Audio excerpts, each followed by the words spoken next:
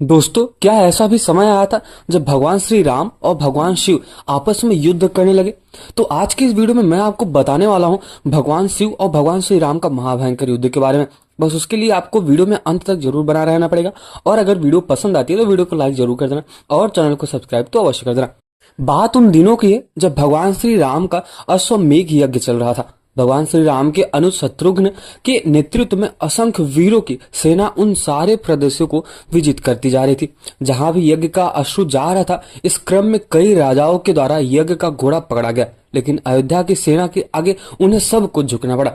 श्री राम के छोटे भाई शत्रुघ्न जी के अलावा सेना में बहुत सारे लोग थे, जैसे हनुमान जी, सुग्रीव और भरत पुत्र पुष्कल सहित कई महारथी उपस्थित थे वहां पे, जिन्हें जीतना देवताओं के लिए भी असंभव नहीं था। उस पर भगवान श्री राम का प्रताप ही ऐसा था कि ऐसा कोई भी राजा उनके ध्वज तले राज अपना सौभाग्य मानता था। इसी कारण उन सेना को अधिक प्रयास भी नहीं करनी पड़ रही थी। ऐसा बताया जाता है कि कई जगह भ्रमण करने के बाद यज्ञ का घोड़ा देवपुर पहुंचा, जहां राजा वीरमणि का राज्य था। राजा वीरमणि अति धर्मनिष्ठ थे तथा भगवान श्री राम एवं महादेव के अनन्य भक्त थे। उनके दो पुत्र थे जिनका नाम रुक्मानगंध और शुभगंध वीरों में सबसे श्रेष्ठ माने जाते थे। राजा वीरमणि के भाई वीर सिंह भी एक अतिरथी थे। राजा वीरमणि ने भगवान रुद्र की तपस्या कर उन्हें प्रसन्न भी किया था और महादेव ने उन्हें उनकी और उनके पूरे राज्य की रक्षा का वरदान दिया था। महादेव के द्वारा रक्षित होने के कारण कोई भी उनके राज्य पर आक्रमण करने का साहस भी नहीं करता था। जब यज्ञ का अश्व उनके राज्य में पहुंचा तो राजा वीरमणि के पुत्र रुक्मानगंध ने उसे बंदी बना लिया। जब रुक्मानगंध ने यह सूचना अपने पिता को दी तो वे बड़े चिंतित हुए और अपने पुत्र से कहा कि वत्स, अनजाने में तुमने भगवान श्री राम के यज्ञ का घोड़ा पकड़ लिया है। भगवान श्री राम हमारे मित्र हैं और उनसे शत्रुता करने का कोई आचिंत्य ही नहीं है, और इसलिए तुम यज्ञ का घोड़ा वापस लौटा के आ जाओ। इस पर रुक्मानगंध ने कहा कि हे पिताश्री, मैंने तो उन्हें युद्ध के लिए चुनौती दे दी है, अतः अब उन्हें बिना युद्ध के अश्व लौटाना हमारा और उनका दोनों का अपमान होगा। अब तो हमें युद्ध के लिए सज्जित रहना पड़ेगा। अपने पुत्र की धर्मसंगत बात सुनकर वीरमणि ने उसे सेना सुसज्जित करने की आज्ञा दे दी।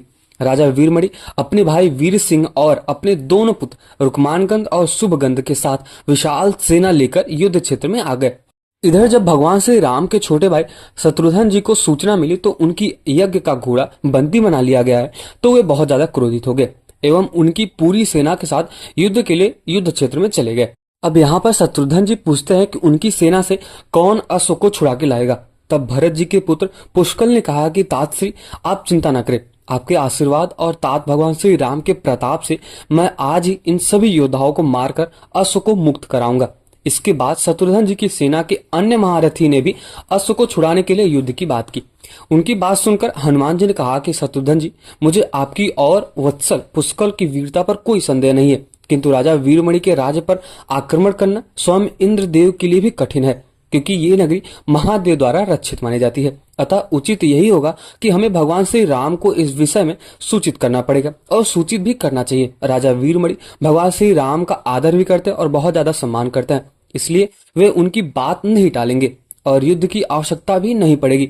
ये सुनकर शत्रुघ्न जी बोलते हैं कि हे महाबली, आपको युद्ध से विरत होने को इच्छुक जानकर मैं आश्चर्य में पड़ गया हूँ।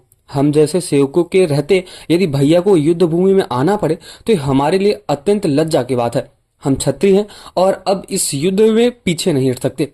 युद्ध स्थल में उन्होंने एक बार फिर से वीरमणि को अश्व लौटाने को कहा, किंतु उनके मना करने पर अंततः भयानक युद्ध छिड़ गया। पुष्कल सीधा जाकर राजा वीरमणि से भिड़ गया। दोनों अतुलनीय वीर थे। ये दोनों तरह तरह के अस्त्र और शस्त्रों का प्रयोग करने लगे और इसके साथ ही साथ युद्ध भी स्टार्ट हो गया।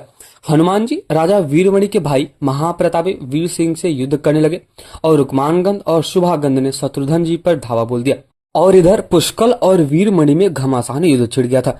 अब पुष्कल ने वीरमणि पर 8 नाचार वाड़ों से वार किया, जिसे राजा वीरमणि सह नहीं पाए और मूर्छित होकर अपने रथ पर नीचे गिर गए। अब ऐसा बताया जाता है कि वीर सिंह ने हनुमान जी पर कई अस्त्रों का प्रयोग किया, पर उससे हनुमान जी का क्या ही बिगड़ सकता है, आप खुद सोच के बताइए। उन्होंने एक विशाल पेड़ उखाड़कर वीर सिंह पर फेंक दिया। इससे उनका पूरा रथ जो था वो नष्ट हो गया और वीर सिंह रक्तवमन रहने लगे और मूर्छित होकर नीचे गिर गए। और उधर शत्रुघ्न जी और वीरमणि के पुत्रों में असाधारण युद्ध था और वो लगातार चलता जा रहा था, किंतु रुक्मानगंध और शुभागंध शत्रुघ्न जी के बल का पार न पा सके और उनसे परास्त भी हो गए। उनकी विजय देखकर भगवान श्री राम की सेना के सभी वीर सिंहनाद करने लगे। जब राजा वीरमणि की मूर्छा हुई तो उन्होंने देखा कि उनकी सेना की पराजय निश्चित है। ये देखकर उन्होंने भगवान रुद्र की सहायता की प्रार्थना की। महादेव ने अपने भक्त को मुसीबत में जानकर वीरभद्र के नेतृत्व में नंदी, भृंगी सहित सारे गढ़ों को वहां पर भेज दिया। महाकाल के सारे अनुचर उनकी जय जयकार करते हुए अयोध्या की सेना पर टूट पड़े। जब उन्होंने भयानक मुख वाले रुद्रावतार वीरभद्र, नंदी, भृंगी सहित महादेव की सेना को देखा तो भय से कांप उठे।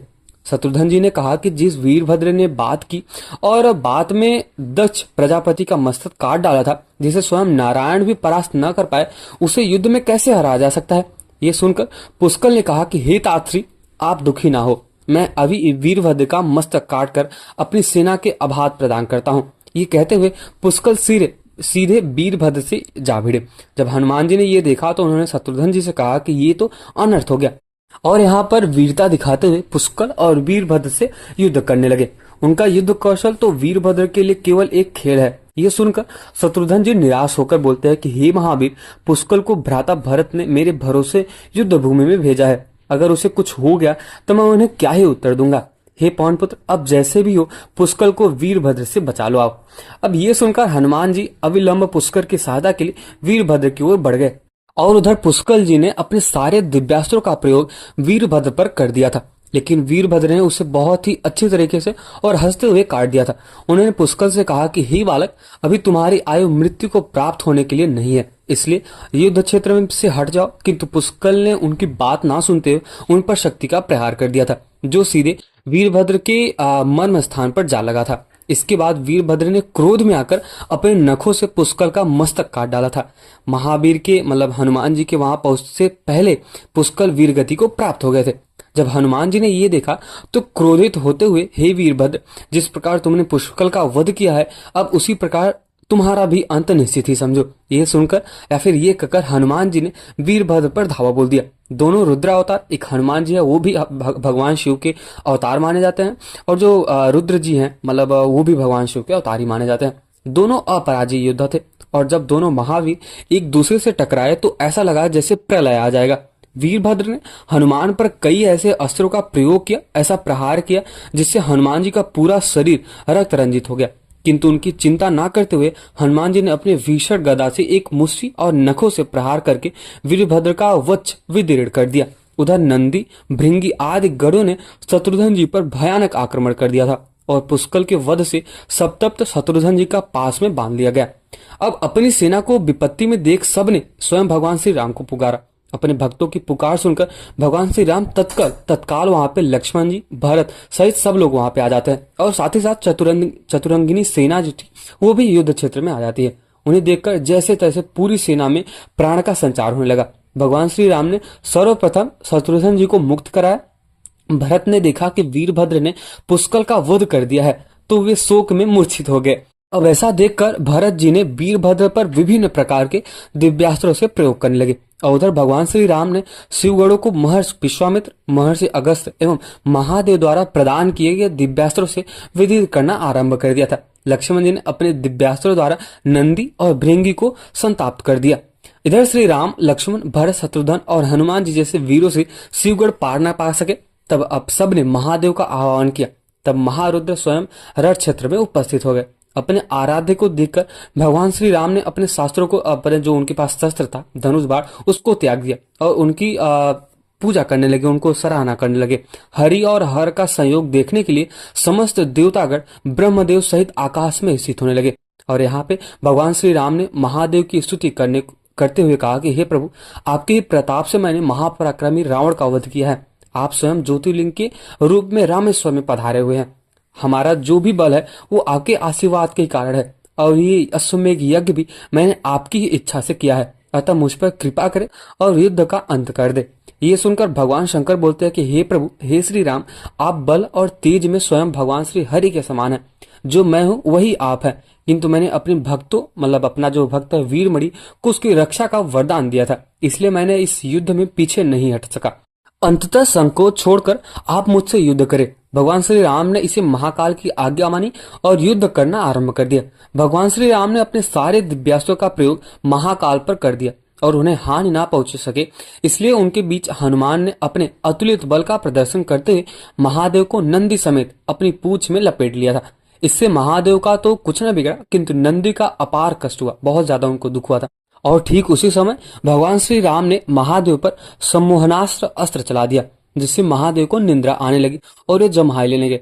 फिर चेत होते ही महादेव ने हंसते हुए कहा कि नंदी से कहा कि नंदी को हनुमान जी के पुत्र से मुक्त कराए और कहा कि पुत्र, तुम निश्चय ही मेरे ही अंश हो, अन्यथा वीरभद्र को रोकना और नंदी को अपने पास में जकड़ लेना किसी अन्य योद्धा के लिए संभव तो नहीं है। भगवान श्री राम ने अपना प्रसिद्ध कोदंड धनुष चढ़ाया और उठाया और भगवान श्री राम से तुमुल युद्ध करने लगे।